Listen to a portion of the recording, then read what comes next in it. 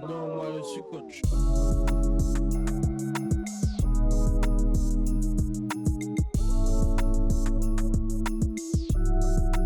Moi je suis coach. Alors bonjour à tous, on va se retrouver pour ce septième épisode même du podcast Moi je suis coach. Cette fois-ci on va continuer dans le basket avec Maxime Nélaton. Bonjour coach, ça va bien? Bonjour à tous, ça va, merci. Vous avez passé un beau week-end? C'était pas vraiment un week-end parce que je suis rentré dans la nuit. Là, on avait match à Orléans hier. Yes. Dimanche, on a joué. Donc voilà, c'est mon jour de repos, il est aujourd'hui. Ça s'est bien passé le match? Ouais, plutôt bien. Ouais. Alors on va commencer tout de suite. Comment tu peux te présenter en quelques phrases rapidement? Je pense que je suis quelqu'un de déjà de passionné. Alors là, on est dans un podcast sur l'univers du sport. Donc si on parle de sport, je suis quelqu'un de passionné, attaché, je pense, à des valeurs simples et voilà. Après, j'ai des défauts comme tout le monde, hein, mais voilà, je dirais authentique et passionné. Tes défauts, tu dirais que c'est quoi pour toi? Dans la vie de tous les jours ou dans le Peu importe. ou dans le métier.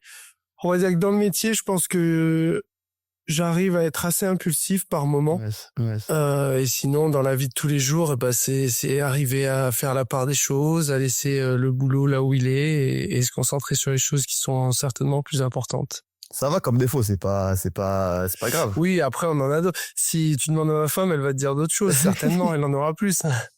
Alors, tes débuts, le basket, il arrive comment dans ta vie? En fait, je suis issu d'une famille de basketteurs. Faut savoir, déjà, ma mère et mon père se sont rencontrés sur des terrains. Ok. Mon père a été joueur pendant de longues années, même si moi j'ai pas trop de souvenirs de ça. J'étais trop petit, donc j'ai toujours un petit peu été baigné dedans et j'y suis venu malgré tout. Je suis rentré dans un club de basket assez tard, à Yes. l'âge de 12 ans, à Vichy. Mais bon, ça a été la passion tout de suite, quoi. J'ai envie de dire que c'était un petit peu dans les gènes.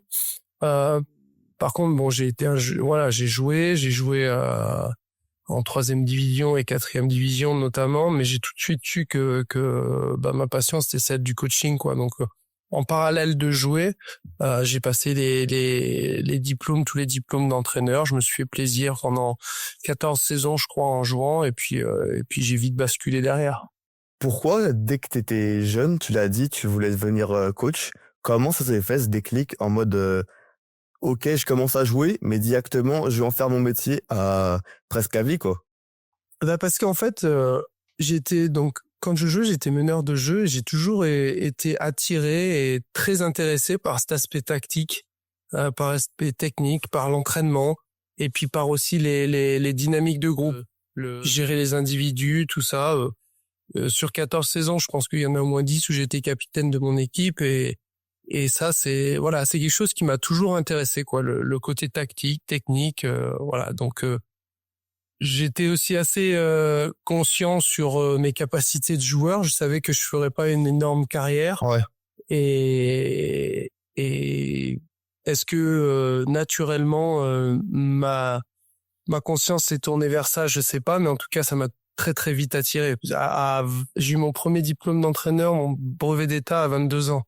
Donc voilà. Après, j'ai joué un petit peu, j'ai entraîné des équipes de centres de formation et puis après j'ai tourné la page. C'était quoi, à 22 ans, comment t'as fait pour avoir ton premier diplôme à 22 ans, en même temps qu'être joueur? Déjà, voilà, je le voulais. Je pense que la motivation, Ouais. ça fait partie d'une grande partie de la réussite. Quand on fait quelque chose pas par défaut, mais parce qu'on a envie et qu'on a une vision à long terme, ça change, je pense. Et voilà, je le voulais. C'était des sacrifices, hein, je dis pas, parce que Ouais. j'étais en NM1 à l'époque, donc en 3e division. C'est entraînement tous les jours, voire 2 fois par jour. Et voilà, moi je prenais le train le matin à 6h30 pour aller à Lyon au CFA de Lasvel à Villeurbanne. Je passais mon diplôme, où je prenais mes cours et puis je rentrais le soir à 17h, 18h pour l'entraînement. Alors j'étais un petit peu aménagé au niveau des horaires parce que des fois on jouait en semaine et tout, mais voilà, non, c'est de la motivation et c'est surtout une vision à long terme. On sait qu'on fait les choses, mais qu'on les fait pas pour rien. Tu l'as dit, tu as été formé et en même temps, par la suite, tu as entraîné des équipes en formation. Ton regard sur la formation française, comment tu l'as vu évoluer? Et elle a évolué, je pense, en même temps que les joueurs, Ouais, mais la formation française est très reconnue et à ouais, juste bah ouais. titre. On a un vivier de joueurs je pense, hors États-Unis, qui est unique au monde, avec avec des caractéristiques de joueurs qui sortent, euh, qui correspondent, j'ai envie de dire, au basket moderne. Mm. Donc c'est pour ça que le jeune joueur français entre guillemets est à la mode. Et non, bah, la qualité de la formation française, elle commence à être reconnue partout. Et il y a des grands formateurs, Romain Chenot, Jordan Bernard, enfin, et j'en cite deux, mais Ouais, il y en a bien d'autres. Et puis il y a aussi l'INSEP qui voit passer talent après talent. Donc c'est toute une organisation qui est faite, qui est pensée pour mettre, j'ai envie de dire, les jeunes pépites dans les meilleures conditions. Il y a un truc qui me fait un petit peu peur maintenant au niveau de la formation française, Mhm. c'est que le vivier de joueurs étant tellement fort que les autres pays, notamment les États-Unis et les universités américaines, viennent piocher. Ouais, Et elles n'ont, à mon avis, pas les bons arguments pour un jeune joueur français, pour un jeune joueur tout court qui est en formation, qui essaie d'apprendre son métier et de se former. Parce que même si au jour d'aujourd'hui, tous les ans, il y a des joueurs de 20 ans français qui sortent et qui sont prêts à jouer en pro. Moi, j'en ai un dans mon équipe. Euh, même s'ils sont prêts à jouer, qu'on peut les mettre sur le terrain, ils ont malgré tout encore des choses à apprendre. Parce que si en Pro B, on est sur le terrain à 20 ans, c'est que mhm. notre potentiel, il est pas en Pro B. Ouais, Donc, voilà. Et l'arrivée des universités américaines à coup de grands NIL, de grands coups de dollars, à mon avis, ça fait un petit peu peur parce que est-ce que est-ce que ce qu'ils vont connaître là-bas, ça prépare vraiment à jouer et à être un basketteur réfléchi et et on va dire efficace sur un ouais. terrain? Je sais pas, ça reste encore à prouver. On n'a pas encore assez de recul sur des jeunes qui vont revenir, mais voilà, j'attends de voir. Et pour toi, du coup, la formation française, elle devrait encore plus pousser à faire jouer les joueurs? Je trouve que ça a vachement évolué.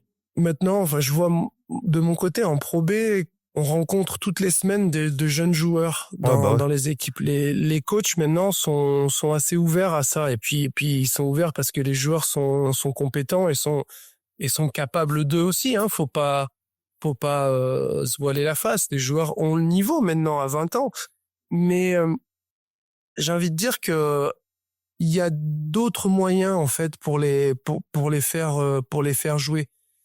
Il y a la France, mais il y a les autres pays européens Ouais, aussi, je pense. C'est une concurrence maintenant qui vient de partout, mais il faut savoir pourquoi on va où.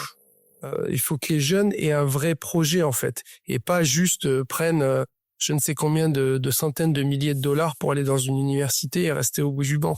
On en voit des joueurs tous les ans malheureusement. justement, cette vision à long terme, c'est ce que toi, t'as fait. Tu l'as dit, t'as été joueur et après, directement, tu t'es intéressé dans le coaching. Tes premiers entraînements en tant que coach, tu t'en rappelles un peu? Alors j'ai été assistant, j'ai été adjoint Ouais, avant d'être coach principal. Mais oui, je m'en rappelle bien sûr, ouais, c'est marquant. Alors mes premiers entraînements, je les ai faits justement dans les centres de formation des équipes où je jouais. ouais, J'ai eu des U15 France sur Mâcon, j'ai eu des U18 au Jet Vosges à l'époque. Euh, donc ça permet aussi de se faire la main. Hein. C'est pareil comme tout joueur, les joueurs font des centres de formation, mais nous on se forme aussi. ouais. Alors chacun a des niveaux différents certes, mais voilà, j'ai fait mes classes sur des jeunes, j'ai été assistant aussi sur les équipes de France jeunes, donc euh, donc j'ai fait mes classes comme ça. J'ai beaucoup appris comme ça parce que c'est en faisant qu'on apprend. Ouais. Et après j'ai eu la chance en arrivant à Saint-Chamond de travailler avec un monsieur du basket français reconnu et nationalement et à juste titre parce qu'il a eu une carrière magnifique, mais en plus de sa carrière d'entraîneur, c'est aussi une grande personne. C'était Alain Tinet et j'ai pu travailler 4 ans à ses côtés. Et maintenant, c'est une sorte de mentor Ouais. et j'en suis très très reconnaissant d'avoir pu évoluer à ses côtés parce que je pense qu'on a une relation qui était qui était professionnellement très fusionnelle. Alors on n'est pas de la même génération, hein, mais professionnellement assez fusionnelle et je pense qu'on a contribué à se faire grandir. Alors lui, bien sûr, qui m'a apporté des expériences et des conversations qui m'ont fait réfléchir, ouvrir les yeux, peaufiner ma philosophie, etc., etc. Et moi, d'un autre côté, je lui ai amené peut-être un vent de fraîcheur sur des nouvelles choses et sur oser tenter faire des choses qu'il n'aurait pas fait tout seul. Donc voilà, les premiers entraînements, on s'en rappelle. Les premiers exercices que j'ai mis en place avec Alain sur le côté qui regarde et qui, je m'en rappelle aussi, hein, C'était quoi précisément? Tu peux le décrire? C'était mon tout premier exercice. Le tout premier. Avec Alain ou avant et après avec Alain? Alors avant, je sais pas parce que j'ai commencé à entraîner, j'avais 20 ans, 22 ans, donc 22 ans j'avais. C'était des U15 France, mais non, alors là, ma mémoire est pas assez performante pour remonter aussi loin. Par contre, avec Alain, je m'en rappelle, donc c'était en Pro B, c'était Saint-Chamond, et j'étais assistant et je démarre un exercice défensif de close-out. Et il était pas bon. C'était pas bon du tout. Il y avait pas de rythme. Il t'a fait comprendre? On en a discuté, Mais je pense que pour avoir une vraie relation avec quelqu'un, c'est quelqu'un qui est bienveillant et qui a toujours été très, très bienveillant avec moi. Et la première étape de la bienveillance, c'est l'honnêteté. Ouais. Et si ça va pas, il faut le dire. Et on se trompe, et je me trompe. Des fois, je fais des conneries encore, et j'en ferai toujours, et c'est la nature, et c'est normal, et on progresse pas sans ça. On va revenir après avec ta relation avec Alain, mais d'abord, tu nous as parlé de l'équipe de France. Comment tu t'es fait approcher pour les équipes de jeunes? En fait, j'ai passé un des diplômes d'entraîneur à la Fédé. Tous les diplômes d'entraîneur sont dispensés par la Fédé. Et il y a un diplôme qui, alors à l'époque, s'appelait le DAVB, c'est le diplôme d'assistant vidéo. On travaille sur le logiciel d'analyse vidéo. Maintenant, il a changé de nom, c'est DHJB, je crois, analyse du jeu, enfin bref. Et les deux, on va dire, meilleures notes de la fin d'année se voyaient ouvrir les portes d'un staff. C'est intéressant, ça. Ouais, très, très, très. En termes de... C'est hyper intéressant à plusieurs points. C'est-à-dire que, alors c'était pour être assistant vidéo, donc en charge de l'analyse du jeu des adversaires, de nous, etc. C'était hyper intéressant sur plusieurs points. Déjà encore, ça a été une succession aussi de rencontres. J'ai eu la chance de travailler avec Stan Akar, qui est quelqu'un aussi de passionné, d'intéressant, vraiment, et de très bienveillant. Et pareil, ça a bien matché. On avait un staff, je pense, qui était très, très sympa, qui travaillait bien ensemble, et ça permet de voir le basket sous un autre œil. C'est-à-dire que on a un championnat à préparer, mais on n'a pas un mois, quoi. On n'a pas un mois avec des joueurs qui se connaissent pas, enfin qui se connaissent peut-être de nom ou de jouer les uns contre les autres, mais qui ont jamais enfilé le même maillot. Il y a des choix qui sont durs à faire parce qu'au début, sur le premier stage, on est une vingtaine, mais tu sais qu'en compétition internationale, t'en prendras que 12. Donc vraiment intéressant sur la manière de manager ça, de construire un roster, et puis de se préparer avec un temps très réduit. Et puis c'est pareil, en compétition, tu joues tous les jours ou tous les 2 jours. Donc tout ce qui est préparation est très réduit. Donc ça permet d'aller vraiment à l'essentiel de comment gommer ce qui peut être un peu gommé et se concentrer sur les points les plus importants. Donc voilà, très intéressant à plusieurs points, sur plusieurs niveaux. Justement, tu l'as dit, ton rôle dans le staff, mais comment, entre vous, tout le coaching staff, vous travaillez ensemble? C'est beaucoup de réunions. Avant tous les entraînements, il y a la réunion. Le soir, il y a des réunions. Enfin, ça fait longtemps que j'y suis pas allé maintenant, mais à l'époque, on fonctionnait comme ça. Puis Stan, c'était quelqu'un qui était très dans l'échange. Ça dépendra aussi de ton coach principal. Il y en a qui géreront certainement autrement. Mais nous, on était beaucoup dans l'échange et dans le partage. Et c'est quand je dis c'était des belles rencontres, c'est que Alain, Stan, moi, je pense qu'on est un petit peu pareil, c'est-à-dire que moi, je me vois pas ne pas impliquer mes assistants. Ok, ouais, je vois ce que tu veux Ils dire. sont là, ils font le boulot, ils sont passionnés, ils aiment ça. Et puis, être coach principal, c'est pas un lien de subordination, en fait. Ouais, On travaille ensemble. Alors, c'est sûr que c'est moi qui ai le dernier mot. C'est moi, entre guillemets, qui manage. Mais j'ai cette expression que j'ai appris il y a quelques années maintenant, 1 + 1 = 3. Et ça, j'y crois vraiment. Euh, Ton idée plus mon idée, ça va en faire émerger une troisième. ok. Il y a rien de binaire, en fait. Donc, donc voilà, je fonctionne comme ça et j'ai eu la chance ça m'a renforcé, on va dire, de tomber sur des gens qui fonctionnent comme ça aussi. Justement, tu l'as dit, après tes différentes expériences, t'es arrivé à Saint-Chamond. Comment Mm. ça s'est fait? Comment le club, il t'a ramené dans le staff? Ben, en fait, je savais qu'il y avait une ouverture sur le staff puisque je connaissais, celui qui était avant moi Ok. et je savais qu'il partirait. Donc mon agent, parce on travaille avec des agents, hein, Ouais. a donc proposé mon nom et en fait il s'avère que donc je te disais tout à l'heure, mon père a joué longtemps à Vichy et a eu comme coéquipier pendant je sais pas quelques années, je dirais pas le nombre exact, je m'en rappelle plus, un certain Alain Tiné qui était le Ok. coach principal. Donc quand il a vu mon nom, il me connaissait. Après j'ai eu des entretiens, hein. J'ai eu Ouais. 3 entretiens, 2 avec Alain et 1 avec le président. Et puis voilà, ça s'est fait comme ça. Et il ressemble à quoi les entretiens, notamment avec Alain Tiné? Ah bah c'est quelle est ta philosophie, c'est comment tu fonctionnes, ta vision du basket, ta vision de la gestion d'un groupe, voilà, c'est toutes ces choses-là, c'est demain on joue telle équipe, mais je pense qu'un entretien, il faut pas le subir. Et ça, c'est un conseil que je pourrais donner à tous les entraîneurs qui ont la chance de pouvoir avoir des entretiens pour obtenir Ok. un job. C'est un entretien, quand je dis faut pas le subir, c'est que si tu attends qu'on te pose des questions et que tu réponds à la question, c'est bien, on peut faire de très bonnes réponses, mais il faut aussi savoir anticiper et prendre les devants. Ok.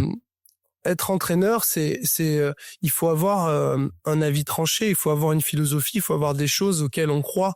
Et à un entretien, bah c'est pareil, il faut arriver préparé. Et il faut même aller plus loin que les questions.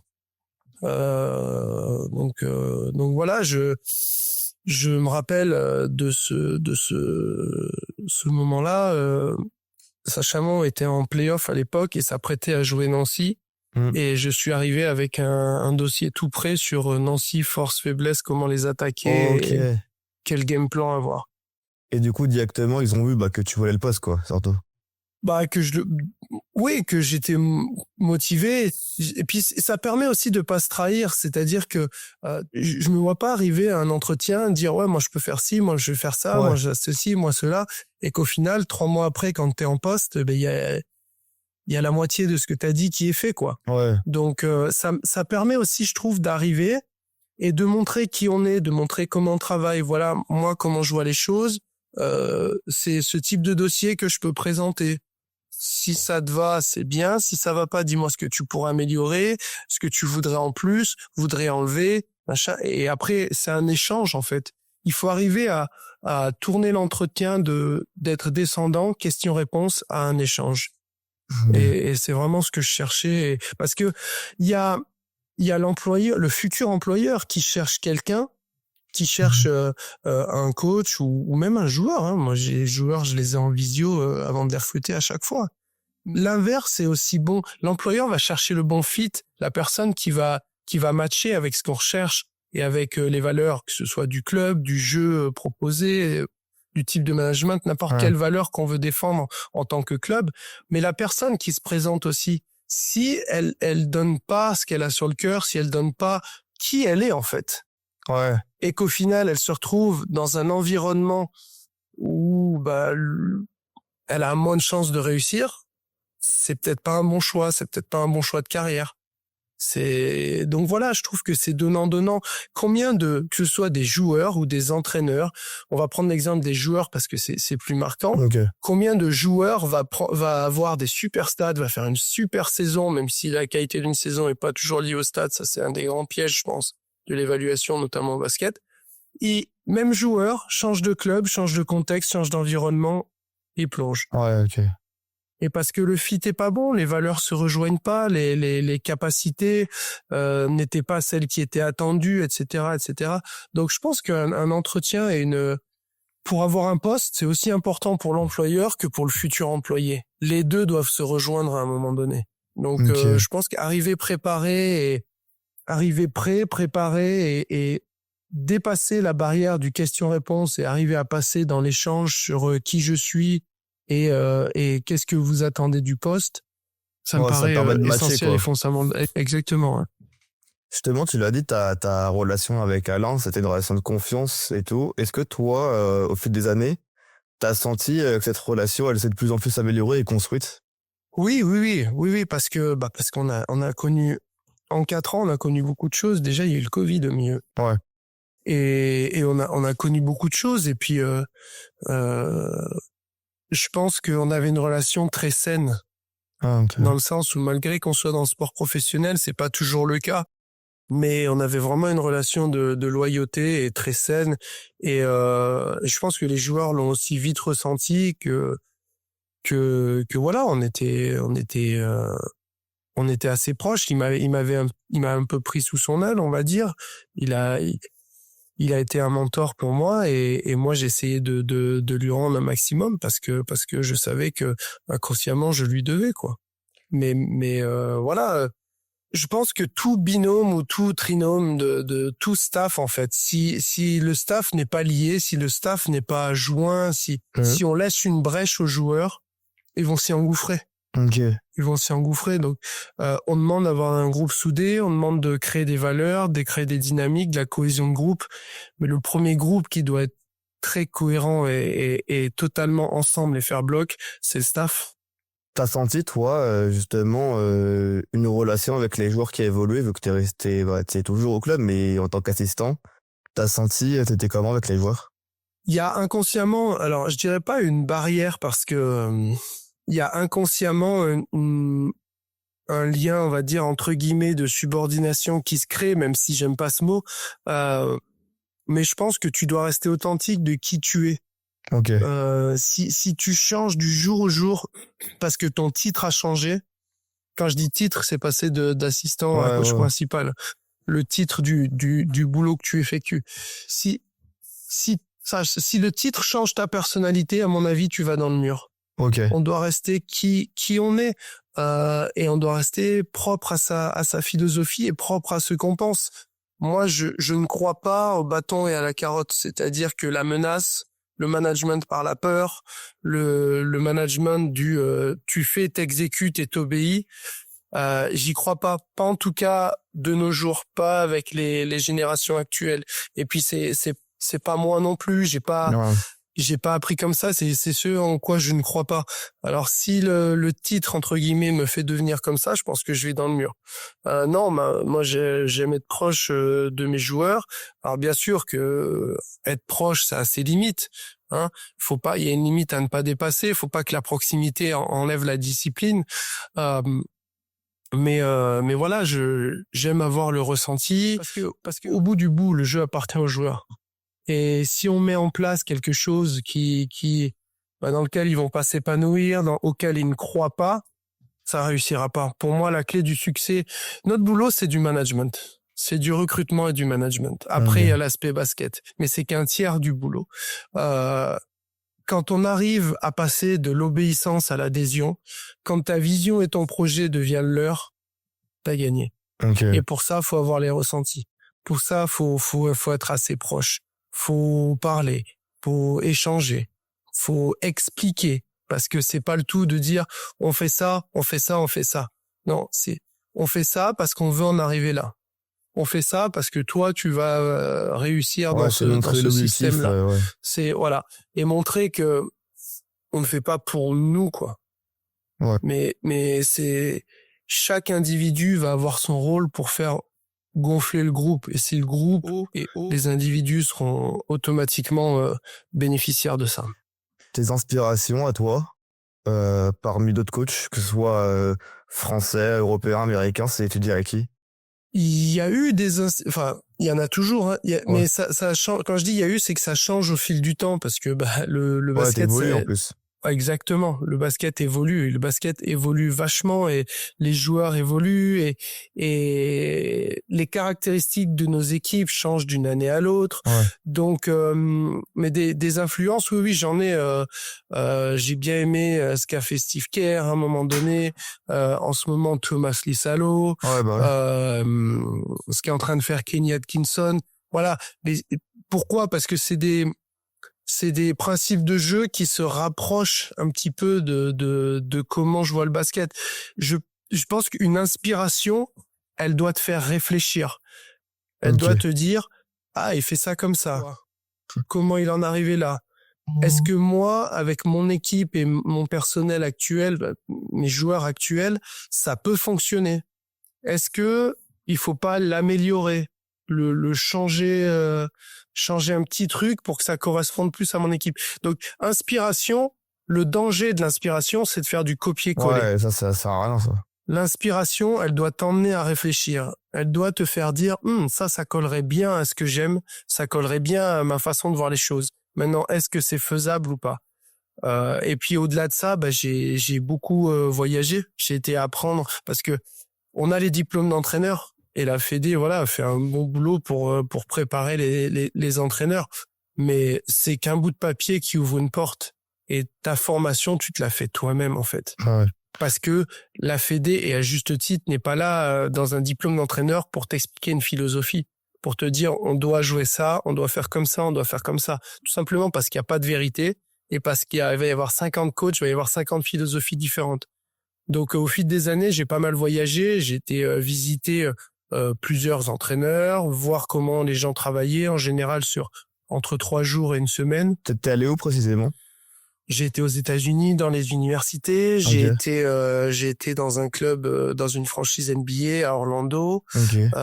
J'ai été dans plusieurs clubs d'Euroleague et du championnat de France, bien évidemment, Pro A. Donc voilà, mais voilà, et la formation, c'est prendre à droite, c'est sa propre formation, c'est prendre à droite, prendre à gauche, changer, faire un briquet dans un puzzle qui au final devient une philosophie, et cette philosophie, elle est évolutive au même titre que le basket. Et j'ai envie de dire même, ça a évolué en mettant en place. Tu mets en place un truc, 2 trucs, puis tu dis, ça serait mieux comme ça, ça, je vais le changer. Et puis ce que tu as vu et ce que tu as voulu mettre en place parce que tu penses que ça allait avec ton groupe, ça allait avec ce que tu penses, ça allait avec tes valeurs, tu vas le modifier ici et là, et ça va faire émerger une nouvelle règle, un nouveau principe, etc., etc. C'est pour ça que ça s'arrête jamais. En fait, quand t'es entraîneur, tu dois être étudiant à vie, en fait. Ouais, t'apprends tout le temps, quoi. En mai 2023, t'as annoncé pour être le futur head coach de Saint-Chamond.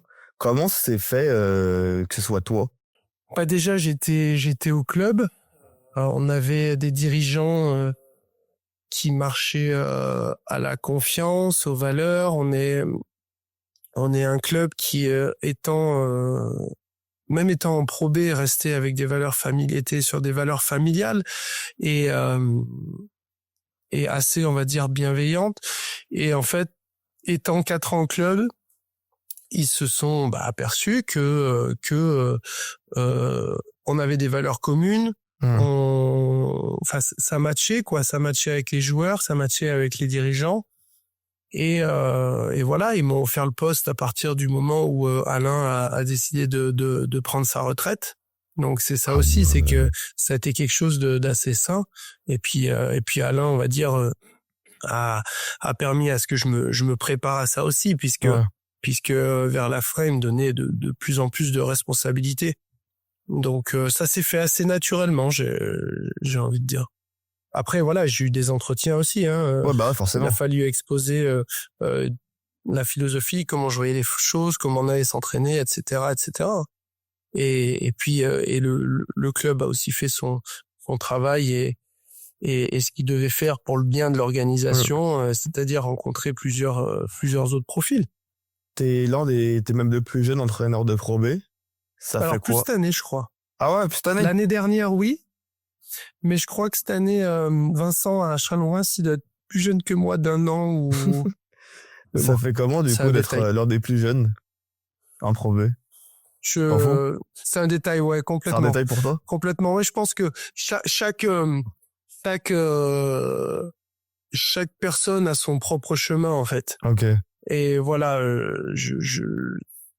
c'est une combinaison de rencontres, c'est une combinaison de vie, c'est une combinaison de travail, et c'est tout ça imbriqué qui fait que, bah oui, je suis même pas 37 ans ou 36 ans, on m'a proposé le poste, et voilà, et je l'ai pris, mais non, c'est un détail.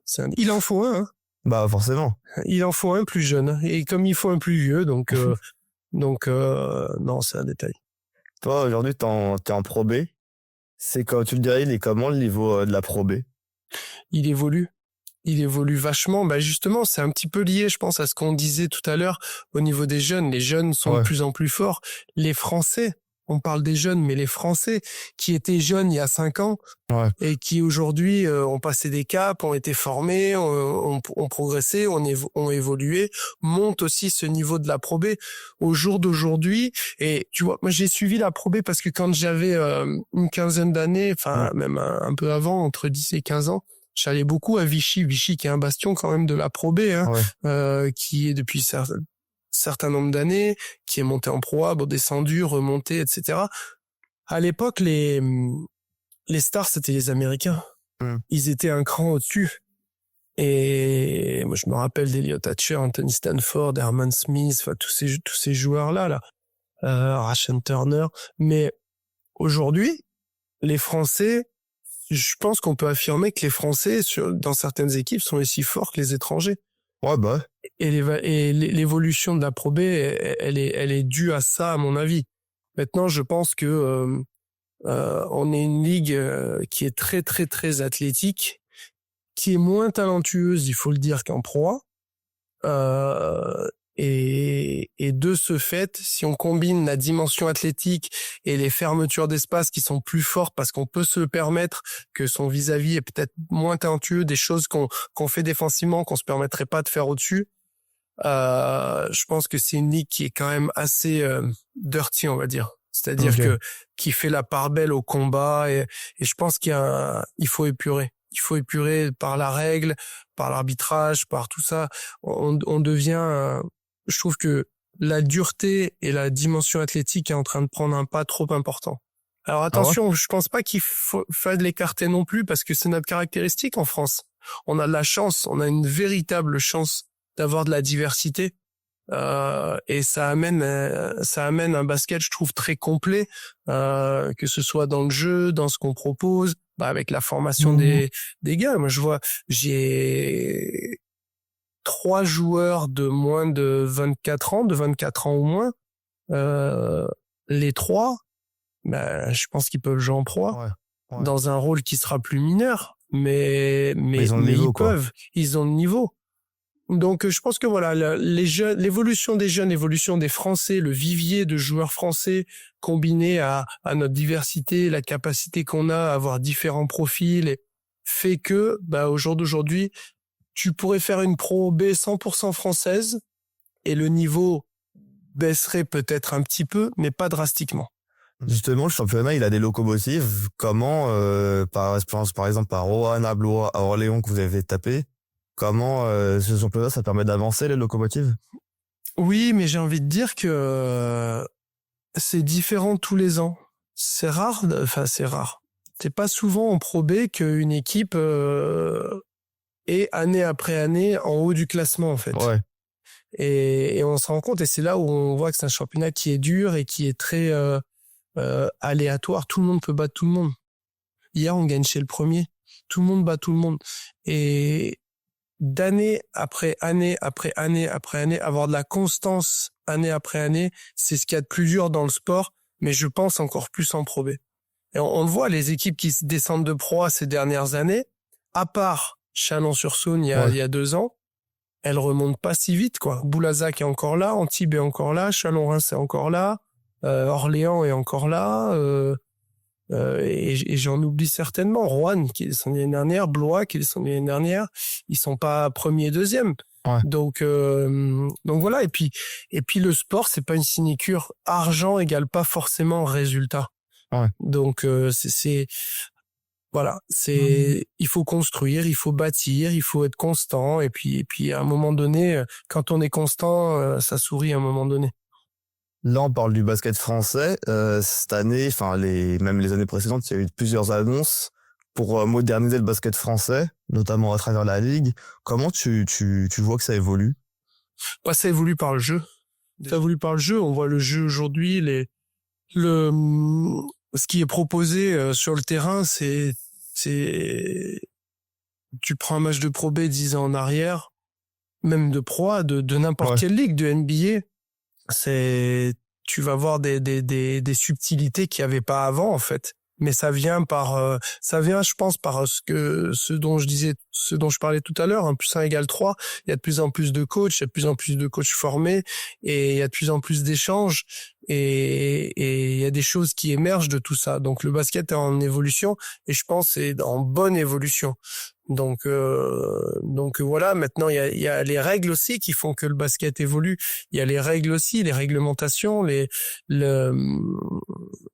ce qui est autorisé ou qui ne l'est pas sur le terrain, qui font aussi l'évolution du basket. Et ça, en général, ces règles-là, ces règlements, ils évoluent dans le sens du spectacle. Et ce qui est pas une mauvaise chose, à mon avis. Mais voilà, il faut qu'on continue à évoluer sans que, forcément, on tombe dans des dérives. Ouais, Que sans se trahir, le spectacle, voilà, que le spectacle devienne le seul attrait, quoi. En fait, ça reste du sport. Et maintenant, à nous de le faire évoluer, mais dans le bon sens. Ok. Depuis que t'es devenu head coach, c'est quoi qui a changé chez toi ou dans tes entraînements principaux? Alors, chez moi, c'est beaucoup plus de pression, mais j'ai envie de dire, quand on est passionné, qu'on aime ce qu'on fait, qu'on aime le basket, qu'on veut être bienveillant pour les 15 personnes qu'on a avec nous, Ouais. la pression, ça met tout seul. Ok, ouais. Maintenant, voilà, ce qui a évolué, notre façon d'entraîner a évolué. La façon dont j'entraîne, les entraînements qu'on propose, ça a évolué. On essaie d'être de plus en plus créatif, mais ça va avec les générations d'aujourd'hui. Aujourd'hui, on est en 2025 et on appuie sur un bouton, on a la lumière, on ouvre l'eau, on ouvre un robinet, on a de l'eau. On peut avoir n'importe quel contenu sur n'importe quel sujet à portée de main avec notre portable. Donc, je pense que notre manière d'être et notre manière d'entraîner, elle doit s'attacher à ça. Que l'on soit d'accord ou pas, que c'est une évolution de la société qui nous plaise ou pas, c'est un fait. Et les joueurs, les jeunes générations sont habitués à ça. Donc on peut pas se permettre de rentrer dans une routine, de faire toujours la même chose, de pas être créatif, voilà, on se doit de les toucher, de les frapper, de les surprendre, d'être créatif, de toutes ces choses-là, parce que c'est ce qu'ils ont au quotidien à portée de main. Et donc notre manière de s'entraîner doit refléter ça. Puis c'est bien, c'est challengeant aussi pour les entraîneurs. Essayer d'arriver sur le même sujet, au même but, au même résultat, en changeant la manière et le processus, c'est intéressant. Et l'expression, elle est à la mode, se concentrer sur le processus pour atteindre le résultat. Mais ça n'a jamais été aussi vrai, je pense. Ta relation, on parle du 1+1 égale 3, avec ton coaching staff, elle est comment? Comme je disais tout à l'heure, on veut une équipe cohérente, on veut une équipe soudée, on veut une équipe où les gens ne font qu'un, parce que c'est, à mon avis, une des clés du succès. Ouais. Mais ça démarre avec le staff. Mon staff, je l'ai choisi, je leur fais confiance, et cette confiance, ils me la rendent. C'est donnant, et puis à la fois, il faut savoir aussi s'appuyer sur les qualités de chacun. Mais ça part par se connaître. Je pars du principe que moi, par exemple, je ne suis pas un préparateur physique. Je pense que la préparation physique dans le monde actuel, dans le jeu actuel, c'est devenu quelque chose de primordial et hyper important. je sais que moi, ce n'est pas du tout une spécialité. J'ai pas passé les diplômes. J'ai des notions comme tout entraîneur, mais j'irai pas très loin et je serai pas très fin avec. Je pourrais faire des bêtises. Donc, quand je dis que ça part de se connaître, c'est ça déjà. Quand tu fais une introspection, quand on te donne le poste, que tu fais une introspection, tu sais où tu en es, où tu veux aller. La première chose que j'ai fait, la première personne que j'ai embauchée, c'est mon préparateur physique qui est aussi une casquette d'entraîneur de basket que j'avais connu et quelqu'un très compétent en qui je fais confiance. Donc voilà, la relation, elle part d'une introspection déjà. Qu'est-ce que j'ai besoin? Qu'est-ce qu'il me faut? Qu'est-ce qu'il me faut en termes de compétences, qu'est-ce qu'il me faut humainement, parce qu'il y a des profils de personnalité avec lesquels on n'est pas apte Pas à l'aise, ouais. pour travailler, pas à l'aise, ouais. Donc tout ça va s'imbriquer, on va construire un petit groupe, donc un staff, et puis après c'est de la communication, c'est se connaître, c'est faire de la cohésion le mot cohésion, il est très à la mode, la cohésion de groupe. C'est quelque chose qui est très à la mode, mais c'est de savoir comment on fait de la cohésion. Où est-ce qu'on va? Pour moi, aller au resto et aller faire un bowling derrière, j'ai rien contre le bowling, hein. Mais c'est pas ça de la cohésion. Ouais, je vois très bien ce que tu veux dire, ouais.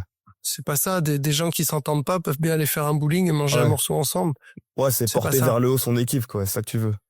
C'est se connaître, qui on est derrière la personne, quelle est l'histoire, parce que c'est l'histoire qui va expliquer les réactions, c'est l'histoire, c'est la manière dont la personne est câblée, c'est son profil de personnalité qui va expliquer que sous stress je réagis comme ça, sous frustration je réagis comme ça, c'est ça, c'est apprendre à se connaître. Le jour où il y a quelque chose qui va pas, quand on se connaît bien, on l'anticipe et on le gère.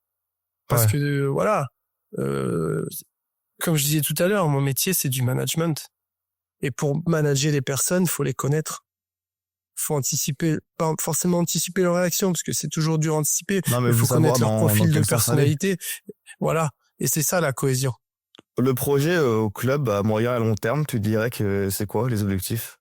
Alors, dans notre club, voilà, le club a été, on peut dire, racheté l'année dernière, enfin cet été là. Ouais. Et il y a un énorme projet administratif dans un premier temps, mais qui va venir se greffer aux sportifs à moyen terme. Donc voilà, ce projet, il est dans le bon sens, il est dans l'évolution du club, certes, mais aussi du basket français, parce que je pense que dans 10-15 ans, des projets comme ça, il y en aura beaucoup et le basket pro sera rempli de clubs comme ça, comme là où on veut aller. Donc on a dépassé en fait en 2025, on a dépassé le club de sport qui vient, qui s'entraîne tous les jours, qui partage parfois le terrain avec des écoles. Non, maintenant c'est des grosses boîtes à plusieurs millions d'euros de budget qui vont émerger et le basket ne sera que le vecteur le vecteur et le fil rouge de toute une organisation autour. Donc c'est ce projet-là un petit peu qui a été amorcé ici. C'est bien pour le club, mais c'est bien pour le basket français et je pense qu'il y en aura d'autres. On était à Orléans hier, quand on voit leur salle, quand on voit leur ambiance, leur public, plus de 7000 personnes qui poussent, une salle magnifique et on est qu'en Pro B.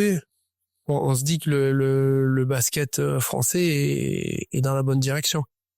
Et toi, à titre personnel, que ce soit à long terme ou à court terme, c'est quoi tes objectifs en tant que coach? Alors, on a tous une perspective d'évolution, quoi qu'on fasse, n'importe qui, dans n'importe quel métier, que ce soit dans n'importe quelle branche, il y a tout le monde a une perspective d'évolution et faut pas s'en cacher. L'évolution, c'est l'espoir et c'est l'espoir qui fait avancer, qui fait travailler.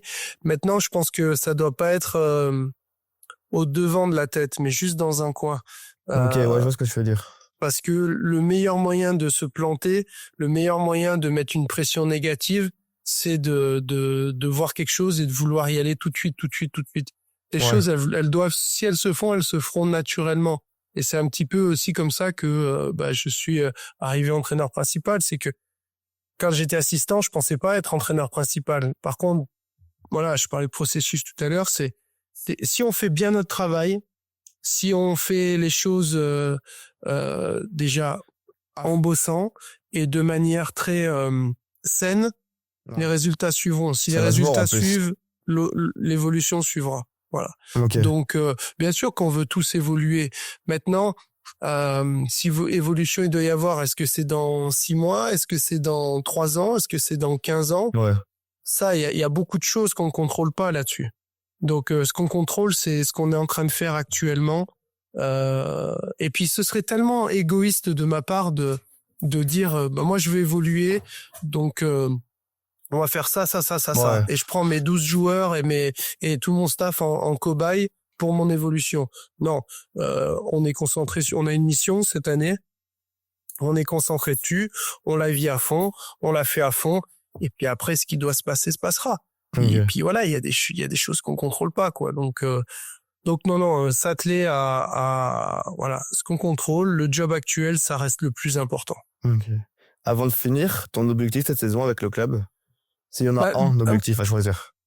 Ouais, alors un petit peu dans la même optique que ce que je viens de dire, on est vraiment concentré match après match. On est parti match après match. On a une première phase qui a été assez mouvementée. Ouais.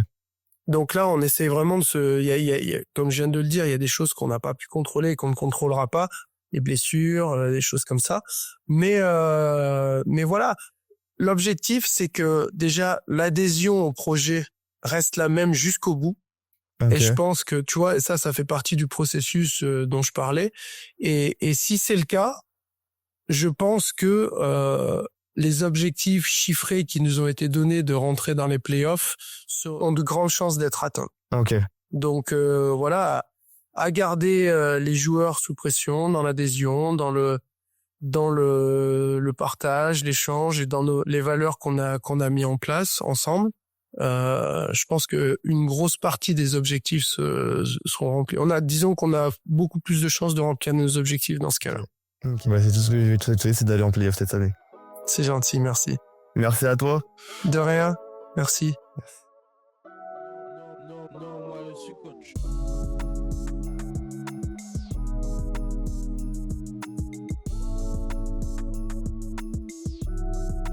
Moi je suis coach.